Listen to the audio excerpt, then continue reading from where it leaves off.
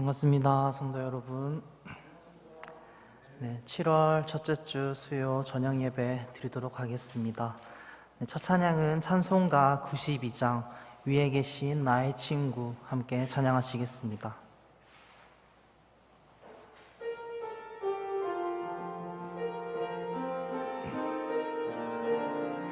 위에 계신 친구 그의 사랑 지극하다.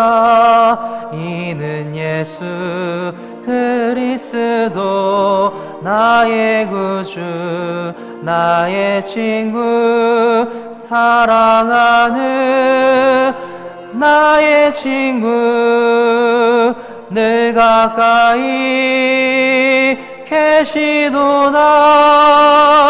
그의 사랑 놀랍도다. 변함없는 나의 친구 나를 위해 죽으시고 나를 구원하셨으니 기쁨으로 경배하며 찬양하리. 나의 친구 사랑하는 나의 친구 늘 가까이 계시도다. 그의 사랑 놀랍도다. 변함없는 나의 친구 내 맘속에 늘 계시고 영원토록 함께하네. 같이 되어 하나 되리. 포도나무 나의 친구 사랑하는 나의 친구 늘 가까이 계시도다. 그의 사랑 놀랍도다. 변함없는 나의 친구 그날이와 황금길에 그의 영광 바라보며 그의 발로 나라늘 때 만나보리. 나의 친구 사랑하는 나의 친구 늘 가까이 계시도다. 그의 사랑 놀랍도다. 변함없는 나의 친구. 아멘. 다음 찬양은 찬송가 93장 예수는 나의 힘이요 함께 찬양하시겠습니다.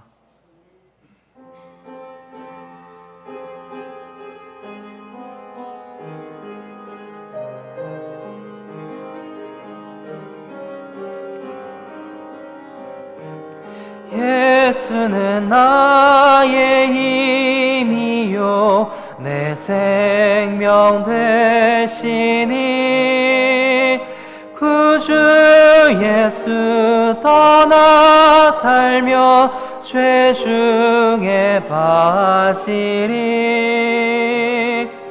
눈물이 앞을 가리고 내 맘에 근심 쌓일 때 위로하고 힘주시니 주 예수. 예수는 나의 힘이요 내 친구 되시니 은혜를 간구하며 풍성히 받으리. 햇빛 햇빛과 비를 주시니 추수할 곡식마도다 귀한 열매 힘 주시니 주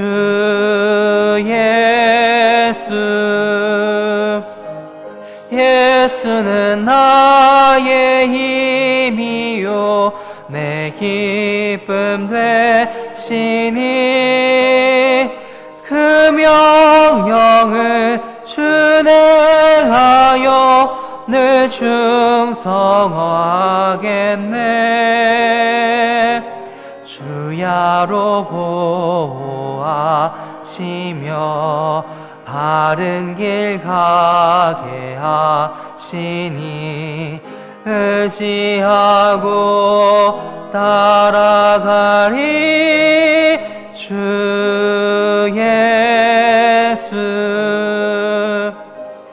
예수는 나의 힘이요 내 소망 되시니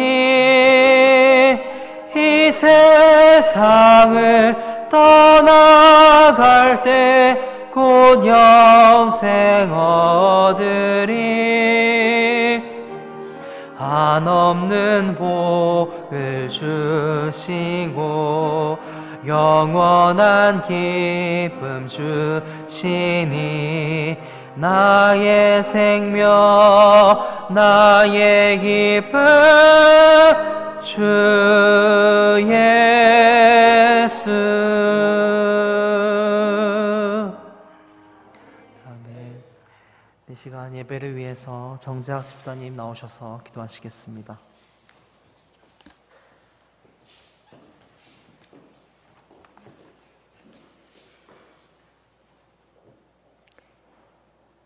언제 어디서든 저희와 함께 하셔서 저희의 모든 것을 다 살피시고 항상 좋은 것으로 채워주시는 고마우신 하나님 아버지, 이렇게 힘들고 어려운 시기에도 저희들의 건강을 지켜주셔서 수요일 저녁 주님을 찬양하고 예배를 드릴 수 있게 하여 주신 은혜 너무나 감사드립니다. 죄로 인해 죽을 수밖에 없었던 저희들을 불쌍히 여겨주셔서 예수 그리스도의 십자가 보혈로 저희 죄를 사하여 주시고 예수님을 믿는 자마다 구원의 기쁨과 하늘나라의 소망을 주신 그 사랑과 은혜에 정말 감사드립니다. 조금 잠잠하던 코로나 바이러스가 또다시 확산되어 모든 사람들이 긴장과 두려움에 빠져 있습니다. 또한 그로 인하여 경기는 나빠질 대로 나빠져서 많은 이들이 먹고 사는데 큰 어려움을 겪고 있습니다. 하나님 아버지, 저희 인간의 힘으로는 도저히 어쩔 수 없는 이 상황을 주님께서는 아시오니 주님의 그 크신 능력으로 이 바이러스를 하루속히 물리쳐 주시옵소서. 그리하여 온 세상 사람들이 하나님 아버지의 크고 위대하심을 찬양하고 이 세상에 참된 신은 하나님 한 분뿐임을 똑똑히 알게 하여 주시옵소서. 오늘 소수의 인원이 모여 주님께 예배를 드리지만 주님, 이들을 기억해 주시고 모든 일에서 주님과 함께하는 삶을 살 수 있도록 주님께서 인도하여 주시옵소서. 저희 교회에 크고 작은 병들로 힘들어하는 지체들이 있습니다. 특히 금요일 영대병원에서 무릎 수술하시는 김응식 형제님을 기억하시고 수술이 잘 되고 빨리 회복할 수 있게 도와주시옵소서. 백내장 수술을 한 김순조 자매님도 잘 회복될 수 있게 도와주시고 고정수 자매님 남편인 이광덕님의 항암 치료도 잘 되게 깨끗이 낫게 하여 주시옵소서. 오늘 말씀을 전하시는 목사님의 영육을 강건케 하시어 성령 충만한 말씀으로 저희들이 큰 은혜를 받아 이 세상 살아가는데 큰 힘을 얻게 하여 주시옵소서. 예배의 시종을 주님께 맡겨옵니다. 주님 홀로 영광 받아 주시옵소서. 이 모든 말씀 나를 구원하신 거룩하신 예수님 이름으로 기도드립니다. 아멘.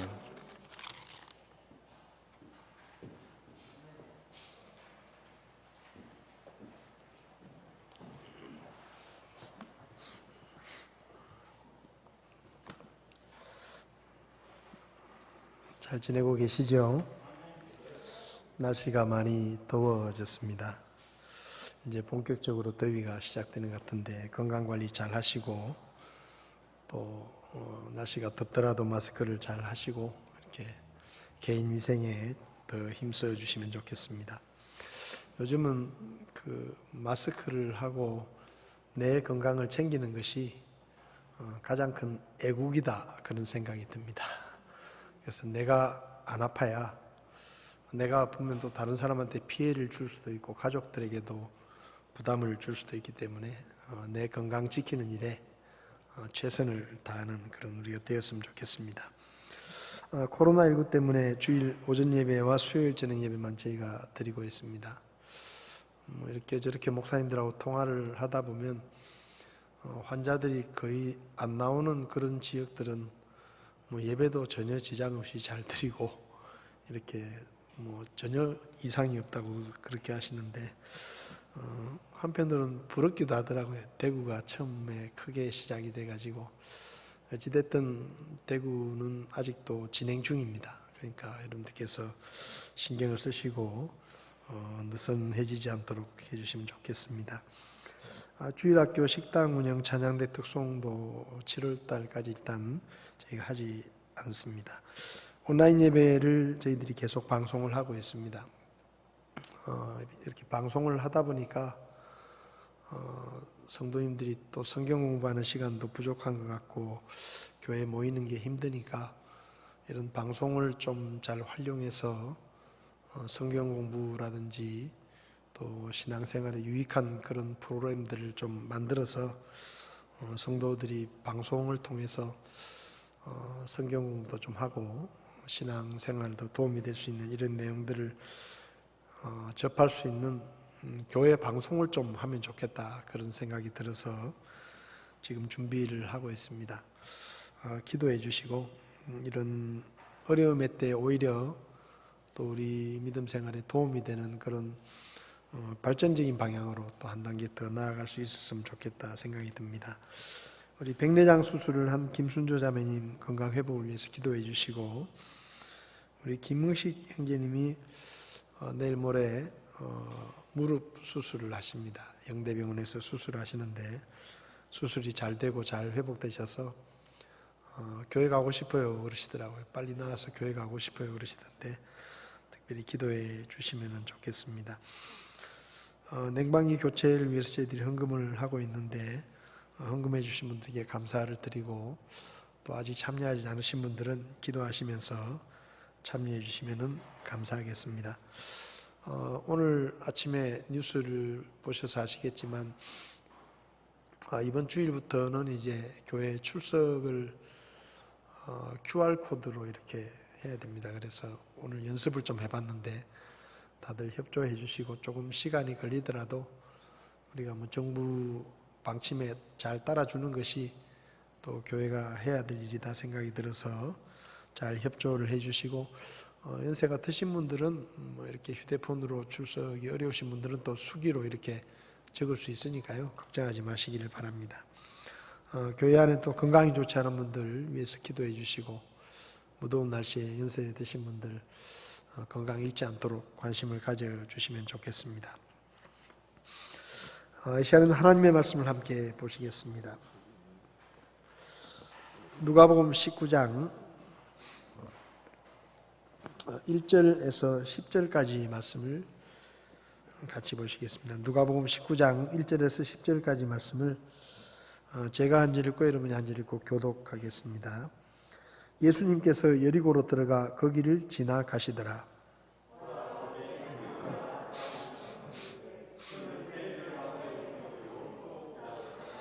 그가 예수님께서 어떤 분이신지 보고자 하되 키가 작음으로 밀려드는 무리로 인해 볼 수 없어서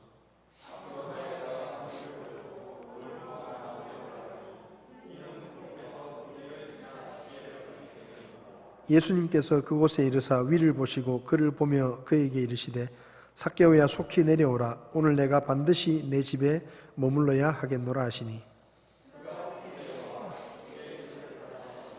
그들이 그것을 보고 모두 수군거리며 이르되 그가 죄인인 사람의 손님이 되려고 들어갔도다 하더라.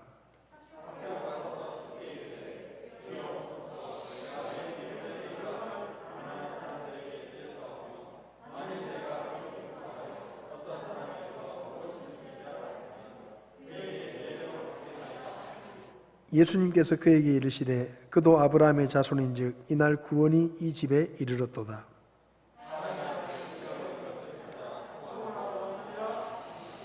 아멘. 예, 자리에 앉으시겠습니다. 잠시 기도하겠습니다.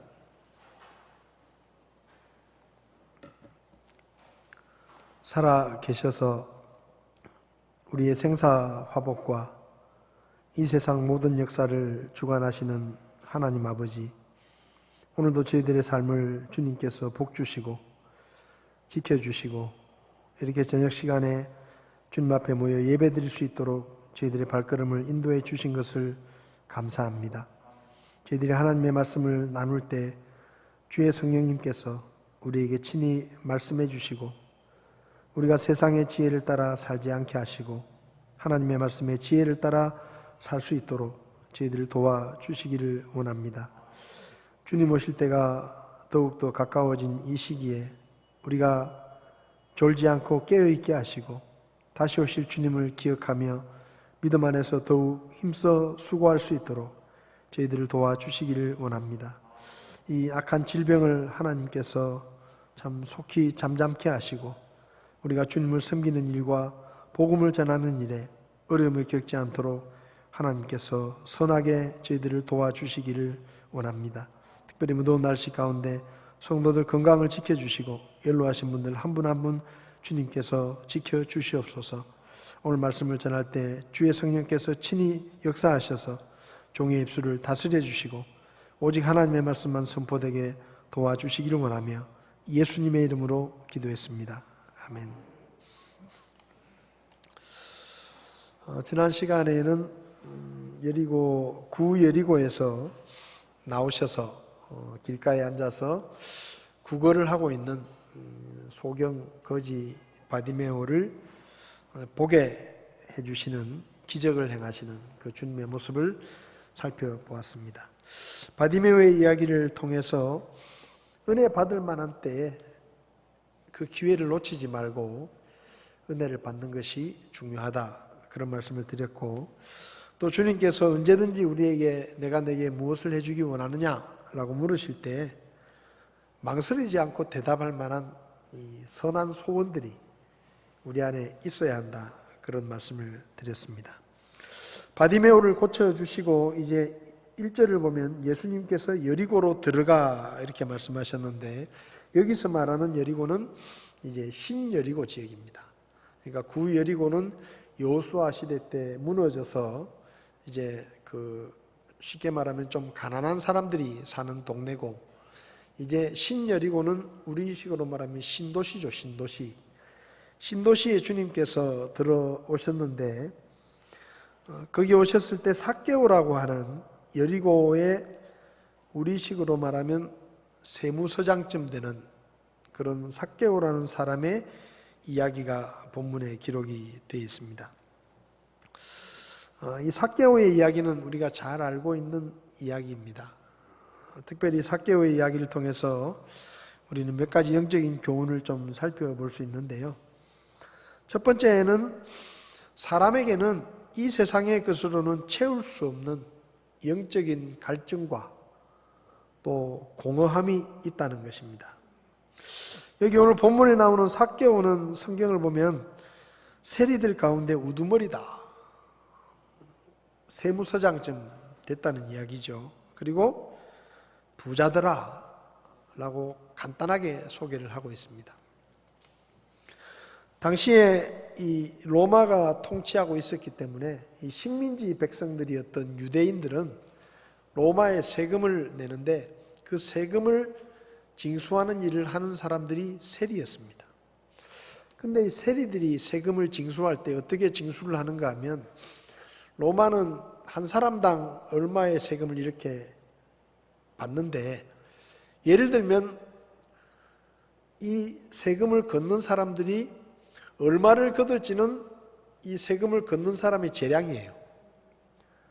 걷어가지고 일단 로마 정부에 한 사람당 얼마씩 세금을 바치기만 하면 돼요. 그러니까 예를 들면 한 사람당 우리식으로 하면 10,000원의 세금을 로마 정부에 낸다고 하면 세금을 내는 사람에게 10,000원을 받든지 15,000원을 받든지 20,000원을 받든지 그건 이 세리들이 알아서 하는 겁니다. 근데 이 세리들이 좀 질이 안 좋은 세리들이 많았기 때문에 이 세금을 많이 걷는 거예요. 그래서 실제로는 10,000원만 내야 되는데 어떤 사람한테는 20,000원도 걷고 30,000원도 걷고 이렇게 하는 거예요. 그래서 자기 주머니를 채우는 겁니다. 여기 삭개오라는 사람도 지금은 세무서장이 됐지만 처음부터 세무서장이 아니라 아마 세리로부터 시작을 했겠죠. 그래서 이 사람이 세무서장의 자리에 올랐다는 이야기는 한마디로 말하면 독한 사람이다라는 얘기입니다. 보통 사람이 아니다. 다른 사람보다 실적이 좋고 또 능력이 있어야 승진이 되고 올라가지 않겠습니까? 그러니까 이 사람은 세리로부터 시작을 해서 세무서장이 될 때까지 아주 몰인정하고 무자비하고 잔인한 이런 세리였던 것 같습니다. 그러다 보니까 당시에 유대인들에게 이 세리는 우리로 말하면 일제시대 때 마치 친일파 같은 그런 인식을 주어가지고 동족들을 등쳐가지고 로마에 이익을 주고 또 자기 사적인 욕심을 채우는 그런 사람들로 이렇게 평가를 받았기 때문에 그 당시에 세리는 죄인들의 대표적인 그런 직업에 해당되는 사람이었습니다. 그런데 동족들에게 비난을 받고 뭐 욕을 먹더라도 어쨌든 이 삭개오는 세무서장이라고 하는 높은 자리에 올랐어요. 그리고 부자가 됐습니다. 여러분, 욕을 먹어도 돈을 많이 벌었어요. 그 지역사회에 유지가 된 겁니다. 그리고 키가 작아서 외모적으로는 볼품이 없었지만 그래도 세무서장의 지위와 또 그가 가진 부 때문에 사람들로부터 무시를 당하지 않고 상당한 부족함 없이 살았던 그런 사람입니다. 8절을 보면 삭개오가 주여 보소서 내가 내 재물의 절반을 가난한 사람들에게 주겠사오며 만일 내가 거짓 고소하여 어떤 사람에게서 무엇이든지 빼앗았으면 그에게 4배로 갚겠습니다. 이게 삭개오가 자진해서 한 말입니다. 예수님께서 네가 잘못했다 이런 얘기 한마디도 안 하셨는데 삭개오가 예수님 앞에서 이실직고를 하는 거예요. 내가 내 재산의 절반을 가난한 사람들에게 나눠주고 내가 거짓 고소해서 어떤 사람에게 무리하게 빼앗은 것이 있으면 그 사람한테 4배를 갚겠습니다. 이 말을 왜 하겠어요? 그렇게 했다 이 말이에요, 사람이.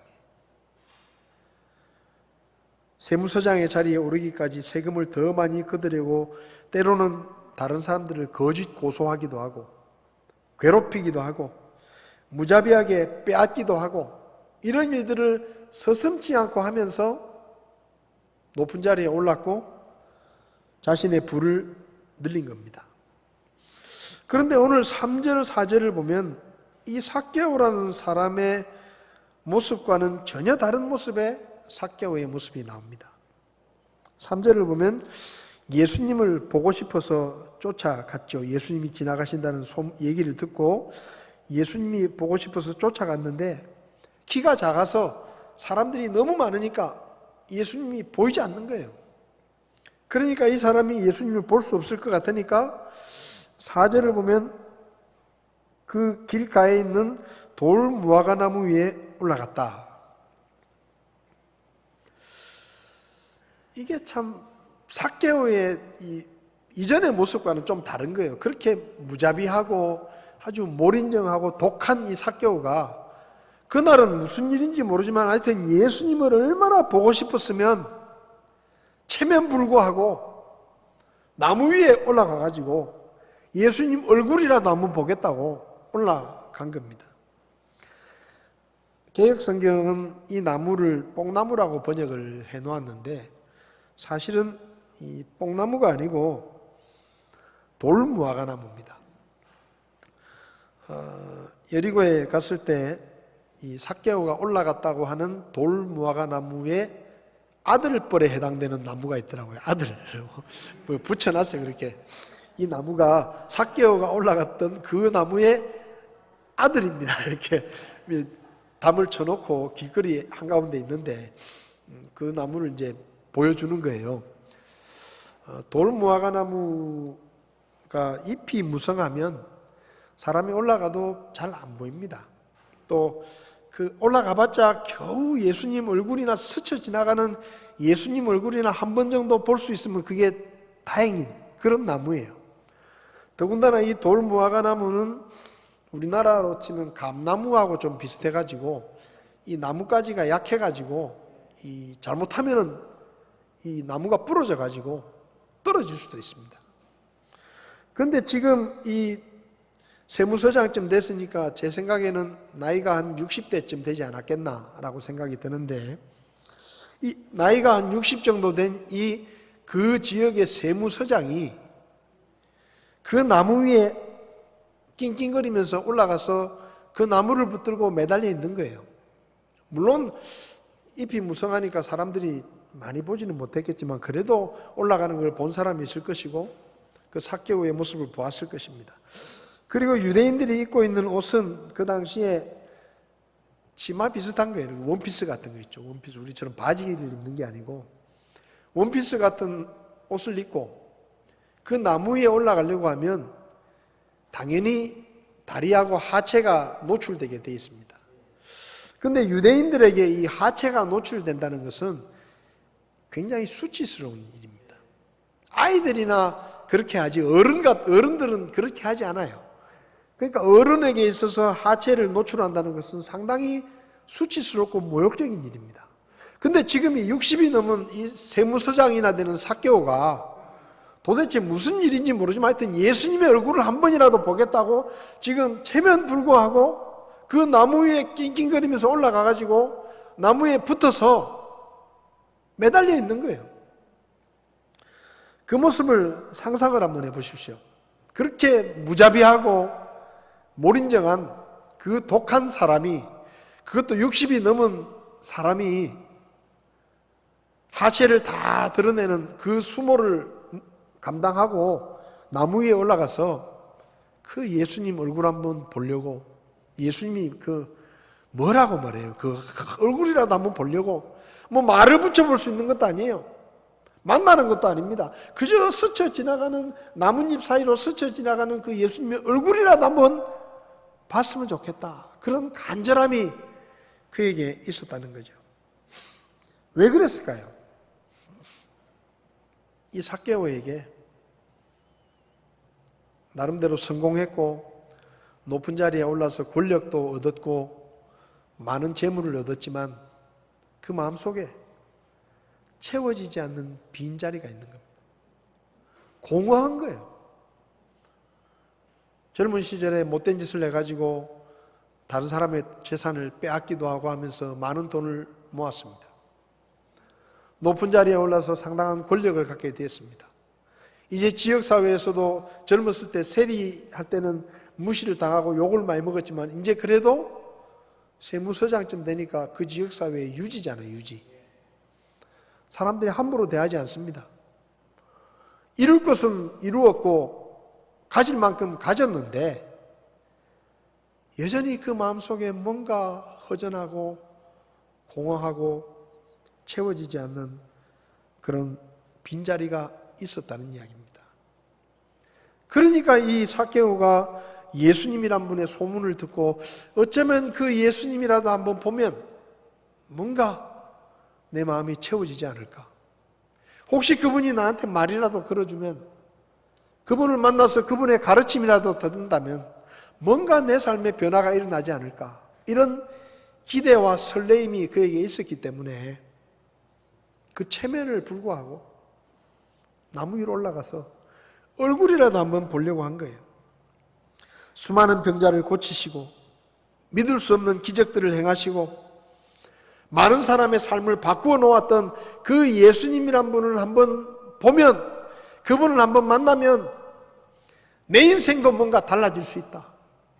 내가 돈으로, 세상 권력으로 채우지 못하는 이 내 마음속의 공허함과 빈자리를 어쩌면 그분이라면 채워주실 수도 있다. 이런 간절함과 이런 열망이 그로 하여금 이런 행동을 하게 한 것입니다. 여러분, 사람에게는 돈이나 권력, 이 세상의 쾌락이나 이 세상의 것들로는 채울 수 없는 빈자리가 있습니다. 아무리 돈이 많고 아무리 높은 자리에 올랐어도, 아무리 가진 것이 많고 아무리 세상의 즐거움들을 추구해 보아도 결국은 홀로 있을 때 무언가 채워지지 않는 그 빈자리, 지나고 나면 밀려오는 그 허탈감, 공허함, 이런 것들이 사람에게는 있습니다. 돈이 있으면 다 채워질 것 같죠. 세상에서 사람들이 알아줄 만큼 성공하면 다 채워질 것 같죠. 근데 돈이 생기고 성공을 하고 권력을 얻어도, 내가 원하는 것을 다 가져도 채워지지 않는 그 자리가 있는 겁니다. 창세기 1장과 2장을 보면 하나님께서 사람을 만드실 때 다른 생명체들과 달리 하나님의 형상과 모양을 따라 만드셨다라고 창세기 1장 26절에 말씀합니다. 그리고 흙으로 사람을 만들고 그 사람에게 하나님께서 숨을 불어넣으셔가지고 살아있는 사람이 됐다. 2장 7절에 그렇게 말씀하죠. 이것은 뭔가 하면 사람은 하나님과 교제하는 영적인 존재로 만들어졌다는 거예요. 근데 하나님과의 관계가 끊어지면 이 자리는 다른 어떤 것으로도 채울 수 없는 그 빈자리가 생겨버리는 거예요. 하나님으로만 채울 수 있는 그 빈자리, 그 자리가 있는 것입니다.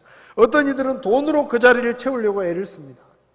세상의 쾌락으로 그 자리를 채우려고 애를 쓰지만 결국은 헛수고일 뿐이에요. 아무리 많이 가져도 족함이 없고 무언가 빠진 듯한 그런 빈자리가 있는 것입니다. 그래서 사람들은 다른 동물과 달리 또 종교를 만들죠. 종교를 만들어서 그 빈자리를 채우려고 하지만 헛된 종교 또한 그 자리를 채우지 못합니다. 그래서 종교 생활을 열심히 하지만 여전히 뭔가 비어있는 이 빈자리가 있는 것이죠. 삭개오가 지금 그렇습니다. 젊은 시절에 온갖 못된 짓을 다 해가면서 다른 사람의 동족들의 돈을 빼앗고 재물을 취하고 나이가 들어서 권력도 얻었고 많은 것을 가졌지만 왠지 인생이 허전하고 뭔가 부족한 것 같고, 그러다가 예수님 소문을 들었고 그분이라면 뭔가 내 이 속에 있는 이 공허함과 이 빈자리를 채워주실지 모르겠다. 그런 갈급함과 간절함이 있으니까 이 60이 넘은 이 삭개오가 나무 위에 올라가서 얼굴이라도 한번 봐야 되겠다. 그런 열망과 간절함이 있는 겁니다. 여러분, 사람은요, 채워지지 않는 이 갈증 때문에 고통스러운 거예요. 많은 것을 가지면 다 될 줄 알았는데 아무리 가져도 그 자리가 안 채워지는 거예요.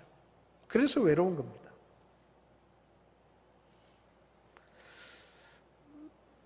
그런데 삭개오가 예수님을 만납니다. 그리고 예수님을 만난 그 삭개오의 그 빈자리가 채워진 거예요. 영적인 갈증과 공허함은 예수님을 만나야 채워지는 겁니다. 삭개오가 나무 위에 올라가 있는데 예수님께서 지나가시다가 삭개오가 올라가 있는 나무 쪽으로 걸어오십니다. 그리고는 나무 밑에 서서 삭개오야, 속히 내려오라. 오늘 내가 반드시 내 집에 머물러야 하겠다. 그렇게 말씀하시죠. 돌무화과 나무는 잎이 무성하면 사람이 올라가 있어도 사실 잘 모릅니다.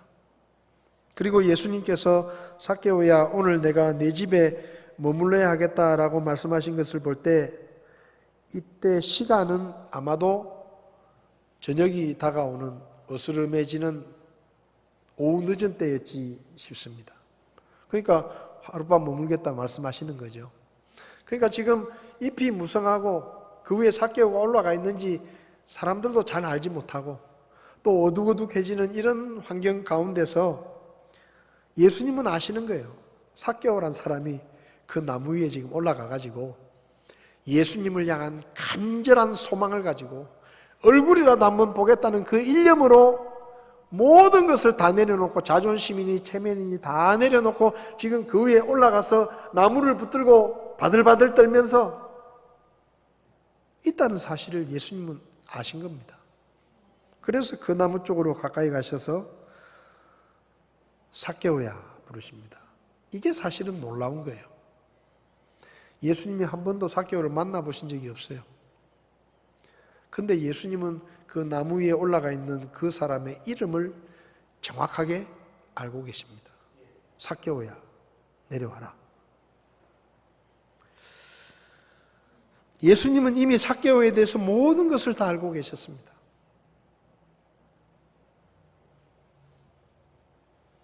성경은 6절에 그가 속히 내려와 기쁘게 그분을 받아들였다라고 기록되어 있는데 제가 생각할 때는 삭개오는 속히 내려왔다기보다 아마 떨어졌을 겁니다. 생각해 보세요. 나무를 붙들고 막 긴장을 하고 있는데 예수님이 길을 가시다가 그 군중들 사이를 지나서 자기가 있는 데로 오시는 거예요. 저분이 왜 이리 와? 저분이 왜 이리 와? 그러고 있는데 갑자기 그 나무 밑에 예수님이 오셔가지고 삭개오야! 여러분 생각해 보세요.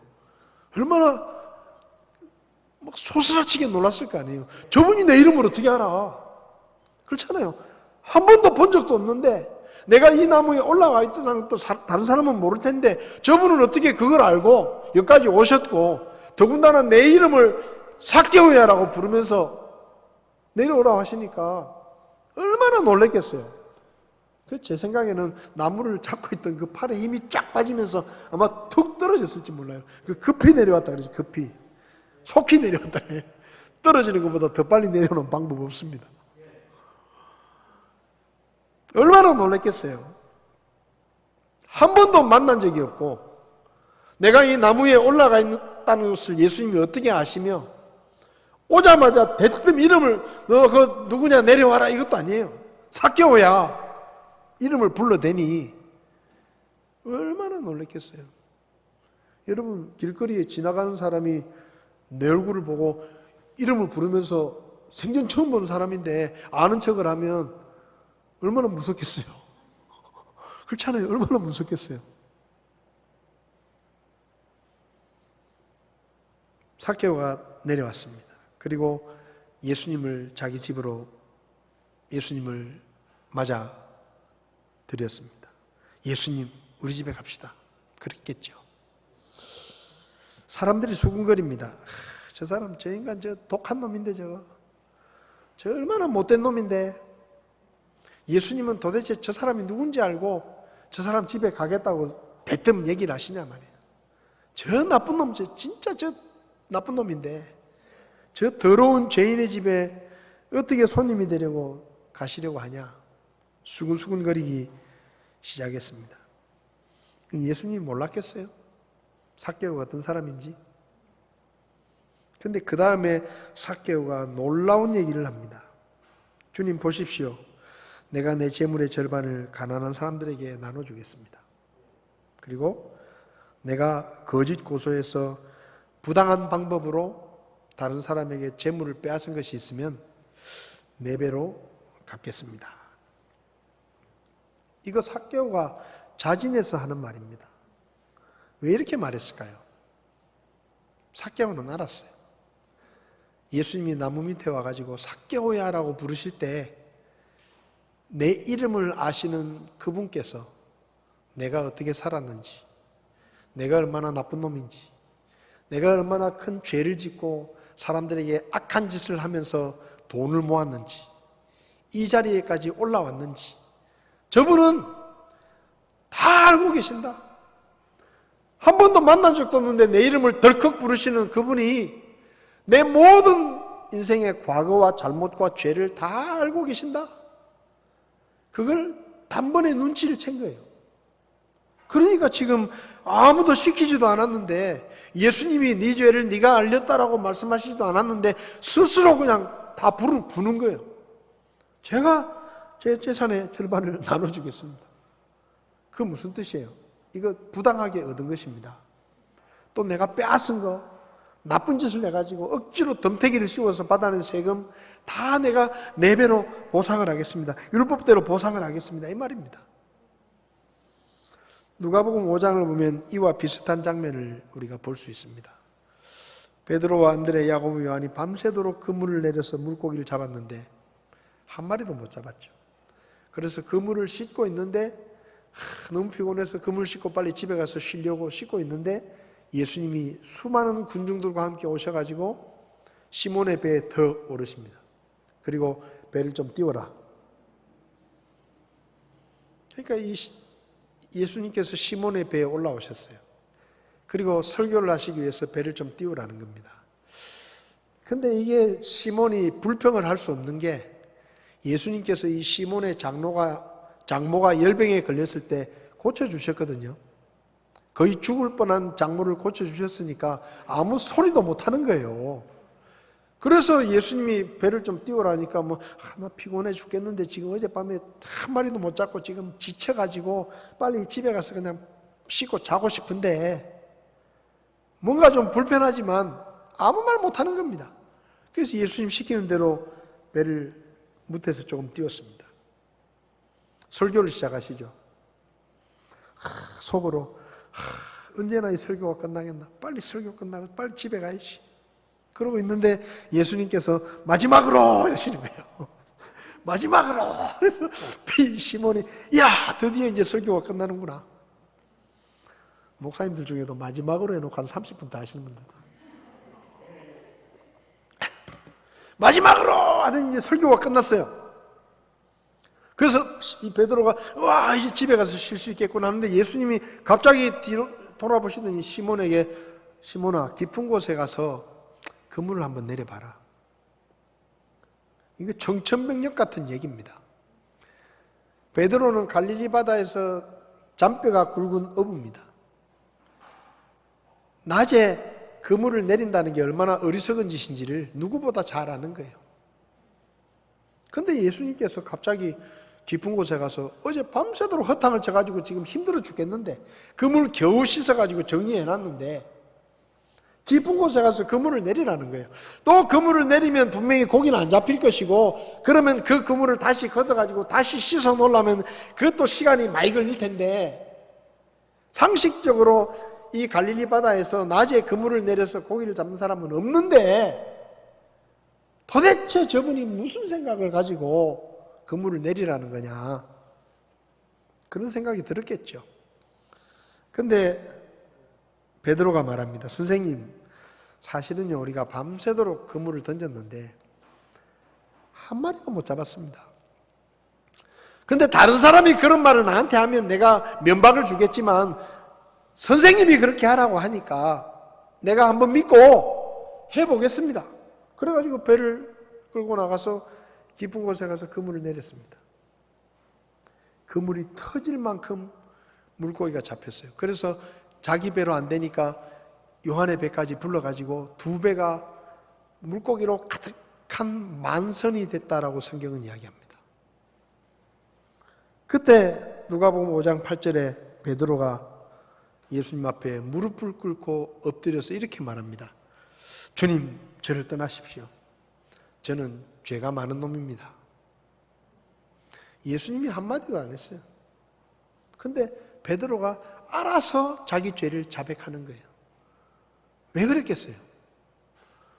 저분이 도대체 누구시길래 그 깊은 물 속에 있는 물고기가 어디로 돌아다니는지까지 다 아시고 그물을 내리니까 그 그물에 절대로 이런 일이 일어날 수 없는데 그물이 터질 만큼 물고기가 잡히냐 이 말이에요. 갈릴리 바닷속까지 훤히 보고 계시는 저분께서 내 삶을 알지 못하는 게 있겠느냐. 그분이 하나님이라는 생각이 든 겁니다. 삭개오도 마찬가지예요. 한 번도 본 적이 없는데 다짜고짜 오셔가지고 삭개오야 라고 이름을 부르니까 저분이 내 이름을 어떻게 아냐. 저분이 정말로 하나님이시구나. 모든 것을 아시는구나. 그걸 그냥 직감적으로 깨달은 겁니다. 그러니까 술술 불어넣는 거예요. 술술 다 이야기하는 겁니다. 전 나쁜 놈입니다. 제 재산 이거 다 나쁜 짓 해서 얻은 겁니다. 다 가난한 사람들에게 나눠주겠습니다.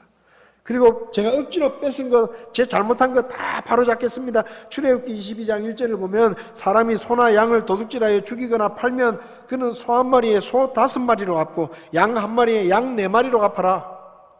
율법에 손해배상을 하는 조항이 있는데 그 손해배상을 하는 조항대로 내가 하겠습니다 이 말이에요.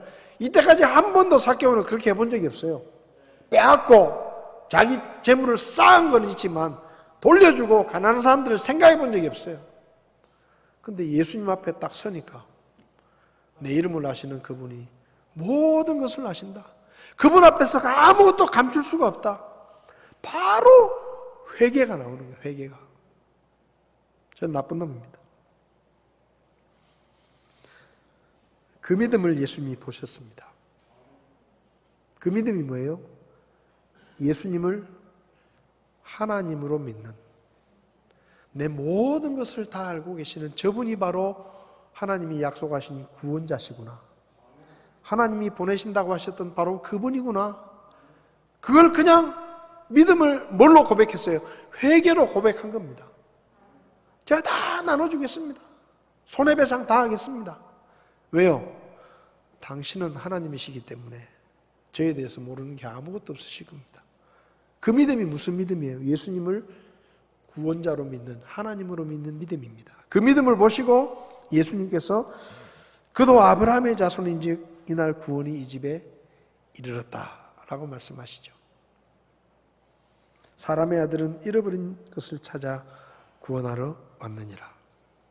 여러분, 하나님을 알지 못하면 우리 마음속에는 영원히 채울 수 없는 영적인 빈자리가 있습니다. 어떤 것으로도 채울 수 없어요.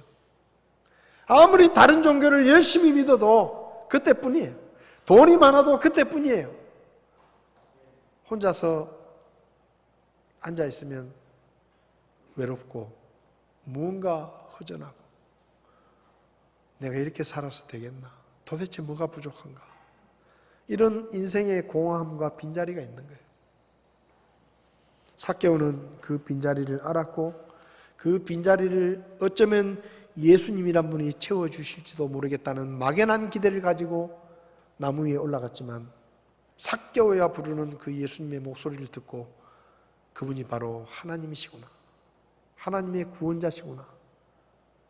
그래서 그분 앞에 내려와 회개하고 예수님을 구원자로 믿어서 구원을 받습니다. 채워졌어요.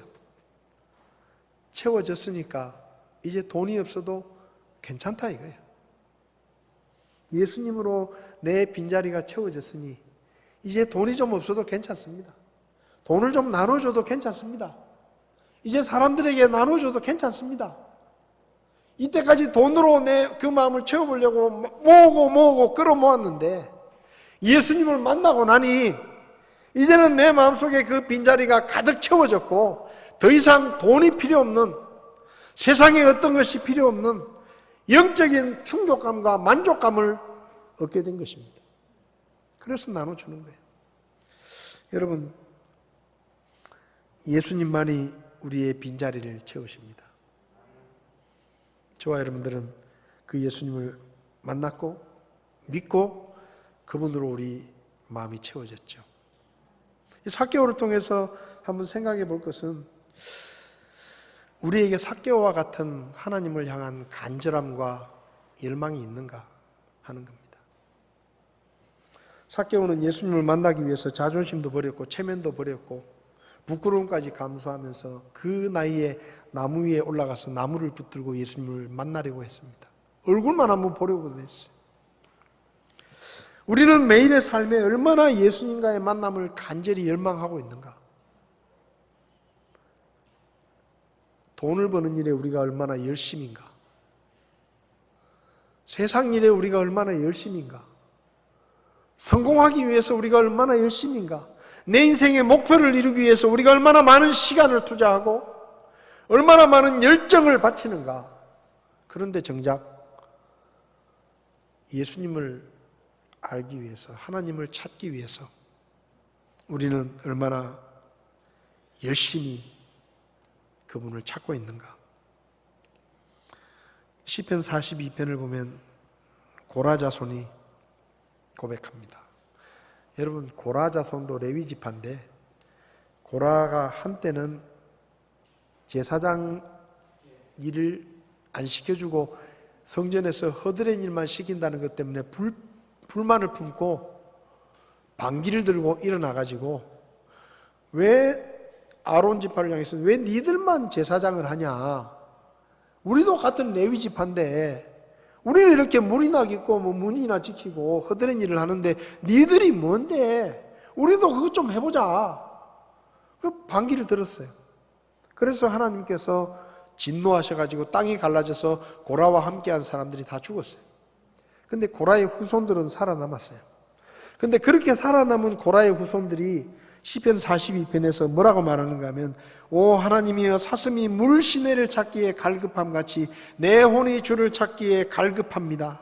내 혼이 하나님 곧 살아계신 하나님을 찾기에 목이 타니 내가 어느 때에 가서 하나님 앞에 보이리요.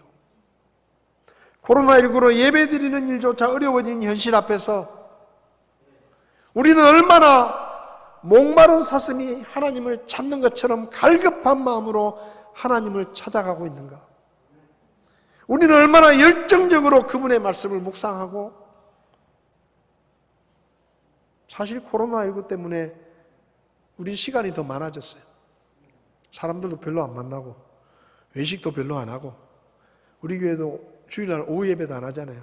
사실 우리는 시간이 더 여유로워졌고 더 많은 시간이 있습니다. 근데 그 많은 시간을 우리가 얼마나 하나님을 찾고 하나님을 열망하고 그분 앞에 나아가는 일에 쓰고 있는가? 시간이 많아졌기 때문에 오히려 더 말씀을 묵상하고 더 기도하는 일에 시간을 더 늘려서 이전보다 더 간절하게 하나님을 찾고 있는가? 생각해 볼 필요가 있습니다. 삭개오는 간절함과 열망을 가지고 뽕나무 위에까지 돌무화과 나무 위에까지 올라갔습니다.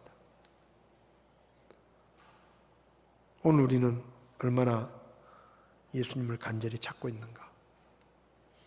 얼마나 말씀을 묵상하고 그분을 알기 원하는가? 얼마나 그분 앞에 간절한 기도로 나아가고 있는가? 한 번의 만남이 삭개오의 인생을 바꾸어 놓았습니다. 저는 예수님은 그런 능력이 있는 분이라고 믿습니다.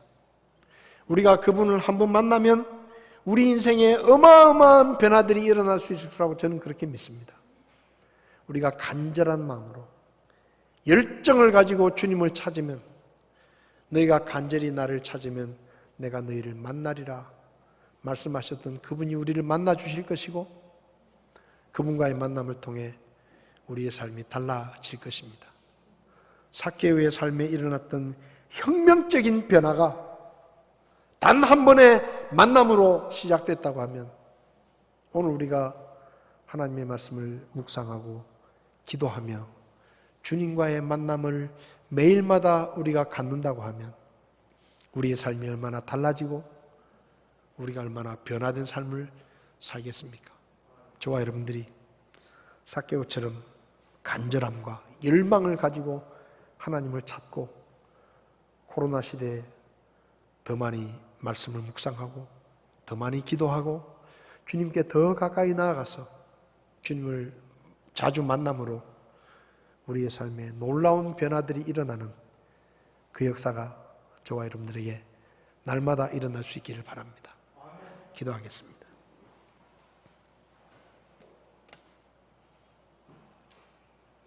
고마우신 주님, 오늘 예수님을 만나 그 삶에 놀라운 변화를 받았던 삭개오의 이야기를 함께 나눴습니다. 오 하나님, 삭개오의 이야기가 그저 삭개오의 이야기로 끝나지 않게 하시고 우리들의 이야기가 될 수 있도록 도와주시기를 원합니다. 우리 마음속에 하나님을 찾는 간절함과 주님을 알기 원하는 열망이 있어서 이 코로나 시대에 더 많은 시간 하나님의 말씀을 묵상하고 더 많은 시간 주님 앞에 기도로 나아가고 더 많이 하나님을 갈급한 마음으로 목마른 사슴이 시냇물을 찾듯이 간절한 마음으로 주님을 사모하게 저희들을 도와주십시오. 그래서 주님을 만남으로 우리의 삶이 더 풍성해지고 더욱더 주님을 닮아가는 성숙한 믿음의 모습들이 우리 가운데 일어날 수 있도록 도와주시기를 원합니다. 코로나19로 우리의 몸과 마음이 지쳐 있는데 주님을 더 가까이 함으로 목마른 사슴이 그 갈증을 해결하는 것처럼 우리의 곤고함과 우리의 피곤함이 주님이 주시는 새 힘으로 채워져서 다시 힘을 얻어 세상에 나가 승리하고 믿음으로 그리스도를 증거할 수 있도록 저희들을 도와주시옵소서. 삭개오 같이 소망 없는 우리를 만나주시고 구원해 주신 하나님의 은혜를 감사드리며 귀하신 예수님의 이름으로 기도했습니다. 아멘. 예배를 마치겠습니다.